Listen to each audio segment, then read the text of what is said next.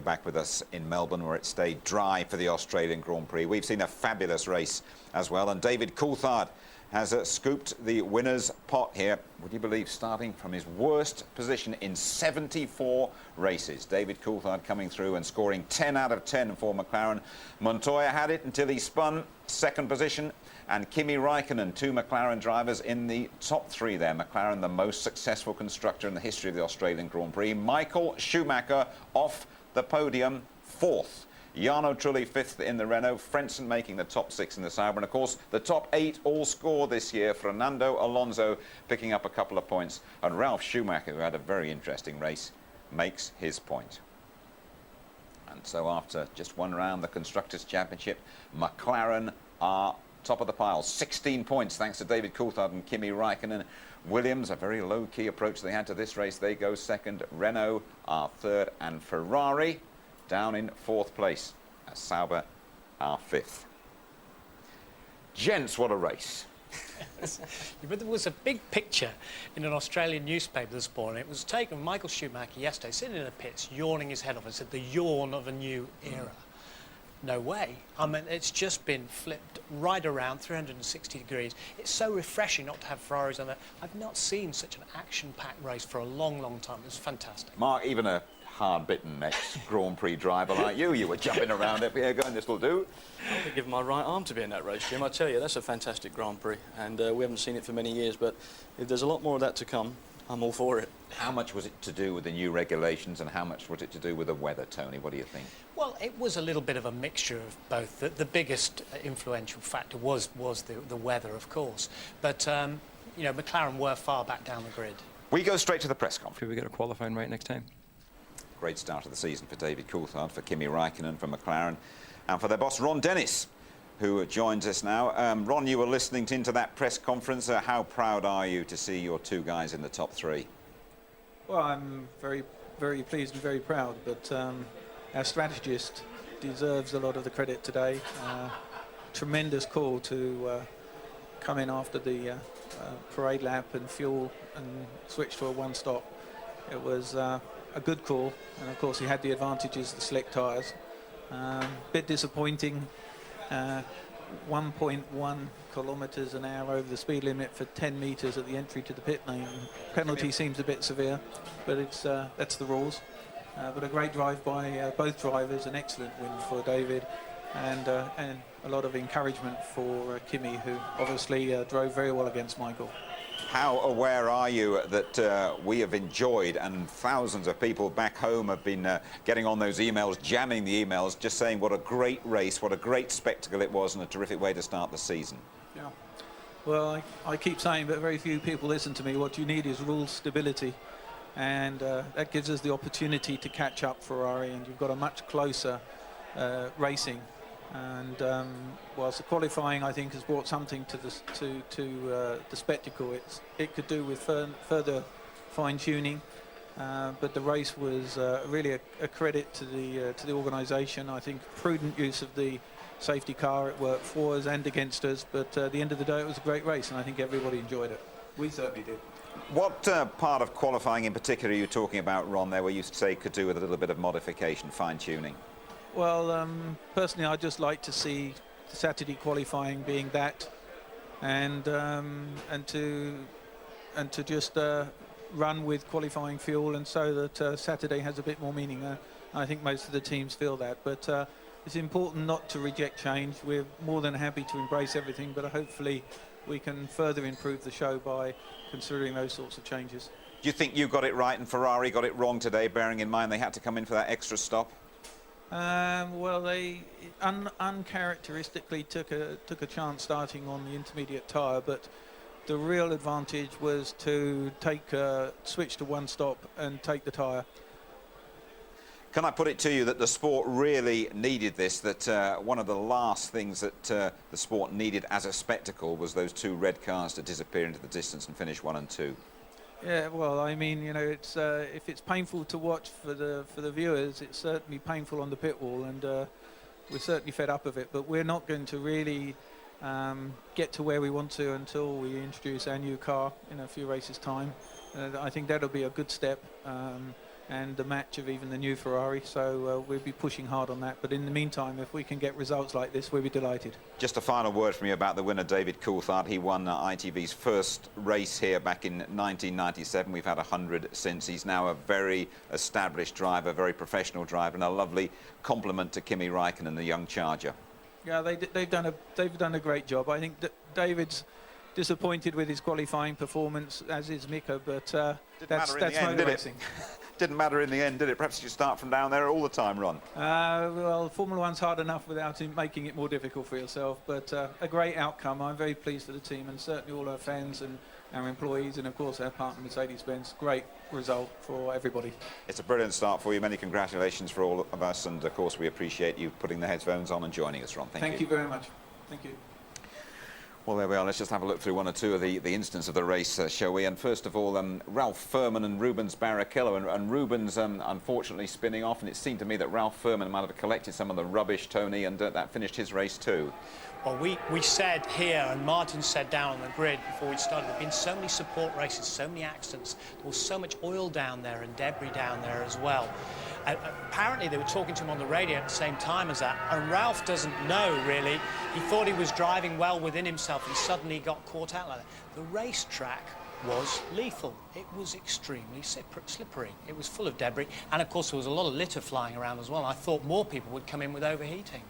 There are a lot of problems on the circuit, and it would have been a tough call for the guys to read that circuit with not a lot of experience again this morning. They didn't do the warm-up, so they'd go out cold. What did you make of the pit stop strategy of Williams and BAR? And rather unusually, that they were caught with both cars in the pits, which shouldn't happen, should it? It's like a shopping car park on a Saturday afternoon, wasn't it? It's just not what you expect in Formula One. I think they penalised themselves, both the teams, by doing that strategy. Definitely the guy who came in second in both processes had a hard call there.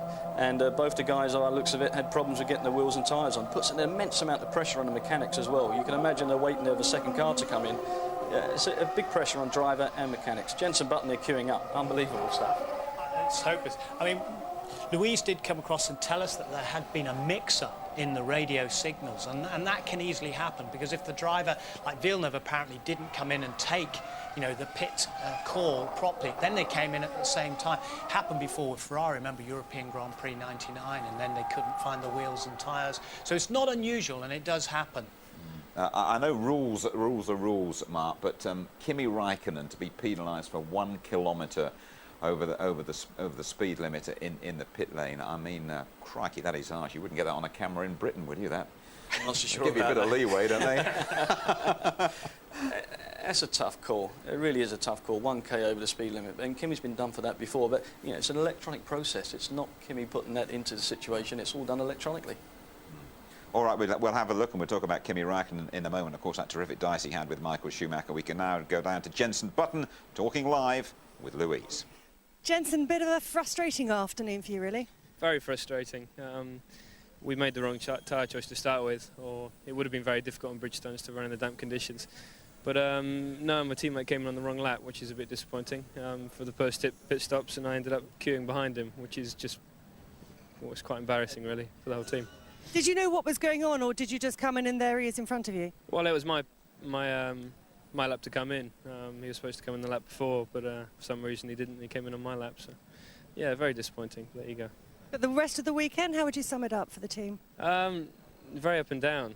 Friday morning was difficult. We didn't do many laps, but in the qualifying, the pre-qualifying, the car's been working very well. So it's very disappointing to finish where we did, because the car was running very well. We were very quick in the race. Just hope it doesn't happen again, really. There's been much made of the rivalry between you and Jack, which I know you've tried to play down, but a situation like today isn't really going to help that, is it? No, not really. Thanks, Jens. Looks a little bit angry there, does Jenson Button. I don't blame him either, and embarrassed by what happened at the pit stop. No embarrassment for Kimi Räikkönen, and I think he laid down the gauntlet to Michael Schumacher. Then we're going to see this once or twice over the year. Great performance from the young Finn. This was tremendous, and we saw last year Kimi Räikkönen no holds barred competition with Juan Pablo Montoya. If you remember at Hockenheim, it was tremendous, and they went side by side for something like 5 corners. Look at this. Here's the world champion down the outside, and he's just about to move across. Kimi says, "I'm not having any of that at all." But very, very fair driving, actually, Tony. I mean, he was very clean, didn't move off line. He made the one move which you're allowed to do, and Schumacher had to get put on the grass. I mean, yeah, such is life. Knowing Michael Schumacher, would that have put him out a little bit? Would that have surprised him? Yeah, I'm sure it would have given him a little bit of a bee in his bonnet, but I think Kimi Raikkonen might be doing a lot more of that in the future. Yeah, what about Ralf Schumacher? I mean, he had 1 or 2 problems, didn't he, as we saw going into the pits and seemed to come out with a bit of a red mist, but then Heidfeld did him no favours. Well, he had some issues coming out the pits here because there was a Renault alongside him. The Renault actually went off on the far side of the circuit, and Ralf got a little bit flustered, spun the thing round. He'd just come out of there on the long pit stop, had some problems. A little bit of a torrid weekend for him. You see here, look, exits. This is an issue here. I mean, I can't believe what's gone on. I think there must have been a problem in Heidfeld's car, and it's locked up by the looks of it and slid across the circuit and doesn't see Ralf. And that's another thing. Heidfeld did that. If you remember when he locked up at the A1 ring in Austria and went right down the inside and across the bows of Juan Pablo Montoya and into Sato, that could have been a very, very dangerous incident. We saw something here we've seen very, very infrequently over the last year or so. A Ferrari in trouble, Michael Schumacher in trouble, and bits dropping off it. Well, Martin didn't think that he'd rattled the under tray and the barge boards over, you know, the grass or over the curbs. I tend to think he did because the splitter and the underside there was awry before the barge boards fell off. And they could have just rattled away if you'd given it a big hit over the grass. What do you think? There's definitely a lot of damage on the car there. You could see whether the carbon fibre was delaminated underneath there, and that's a big influence on the car's stability. I think we can get a quick word with Michael Schumacher. He's chatting to Ted Kravitz. Michael, first time since Germany 2001 not being on the podium, but I suppose it had to end sometime. Yeah, and it did. I mean, it's natural that one day it will change, and as we know, sport, that's the way it goes. The loss of those barge boards really affected the car badly, didn't they? I didn't make it faster. Yeah, fair enough, fair enough. At least he could crack a joke at the end of it all, and we can't argue with that. Montoya, your man Monster Montoya, he almost had the first Grand Prix victory here, and fair play to him in the press conference. He said it was down to me, this spin. I'm not 100% certain. Yeah, it looked very tricky, didn't it? I mean, the car's at very high speed there, loaded up. He said he made a mistake. It seems like something may have let go on him because the rear snapped round. But, I mean, you know, if he's coming from the cockpit and he's saying that he made an error, we'll go with it. But, you know, very lucky that he got away with it, actually. He just touched the wall. Again, I mean, it is a very, very low grip circuit, and we've got other tracks coming, particularly when we get to Brazil, where you're going to see the aerodynamics playing more of a part. And that's when you're going to see, you know, the advantages and disadvantages of the cars that are really, really well packaged. It's also interesting now, what will happen? Will Ferrari react and bring the new car in early? Because remember, after the Malaysian win by Ralf Schumacher, next thing they went to Brazil, they said, no, they can't take the new car. And they took 2 types of car, the old one and the new one, all the way to Brazil, and they won with it. But it's obviously, you know, a flyaway race to Malaysia, not the sort. I mean, ideally they want to wait until we all get back to Europe before they introduce a new car. It'd be a big gamble to do that. It'd be a huge gamble and put them under immense pressure as well back in Italy. And they've been doing a lot more testing back at Fiorano to make sure that that car is reliable, because that's the big issue now. You need that consistency and reliability. They may not be too confident yet. No more Ferrari reaction now. It is Ross Brawn, and he's chatting to Ted. Ross, how much did the loss of those barge boards hurt Michael's car?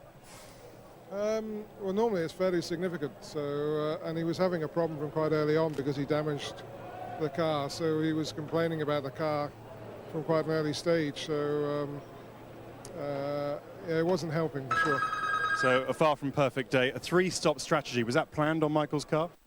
No, we just started on the wrong tyres. So at that stage we thought it might work, but no, it didn't quite come together today. Well, I'll tell you what did come together today, the Australian Grand Prix and the race coverage. Lots of you have been emailing us saying how much you have enjoyed the race coverage, and we have to thank Channel 10 here in Australia for that. And here's one for you, I think, Mark, from Robert Pearson. And when Michael Schumacher lost his barge boards, what would have happened to the performance of the car?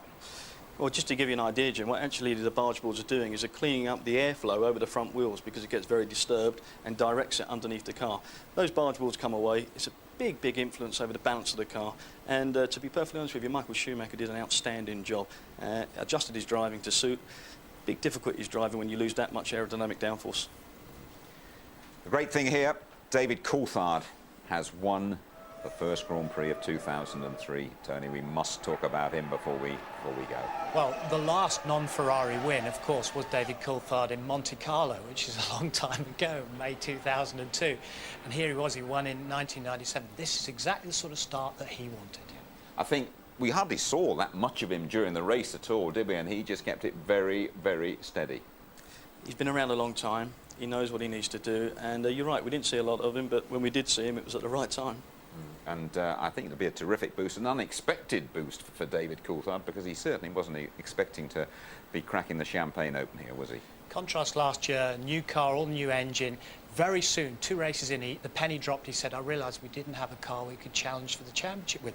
This is the old car with all the new bits on it. They've got a new car to come, so there is hope that they can really challenge Ferrari. That is the great news, apart from having a fantastic motor race. It has been a fantastic motor race and a great entertainment for everybody. It's been Possibly great. not Ferrari. No, I don't think. Yeah, but I think it's been fantastic for everybody. I think it gives Ferrari a shake-up. Certainly, the people at McLaren are well aware there's the new car to come out. And as I said, that's the taste of what we got to come. I am all for it. I'll be getting up at 4 o'clock every morning. You didn't have to do that, Mark. Tony, thank you very much indeed. OK, of course, there's another chance for you to enjoy what has been a fabulous race. Get up and enjoy it at 1:30 this lunchtime. Highlights after midnight, 12:25. Look, thanks for your company. Well done for getting up. You've been rewarded with a terrific couple of hours of sporting entertainment. An absolutely super start to the season. Roll on, Malaysia. Good night to you all.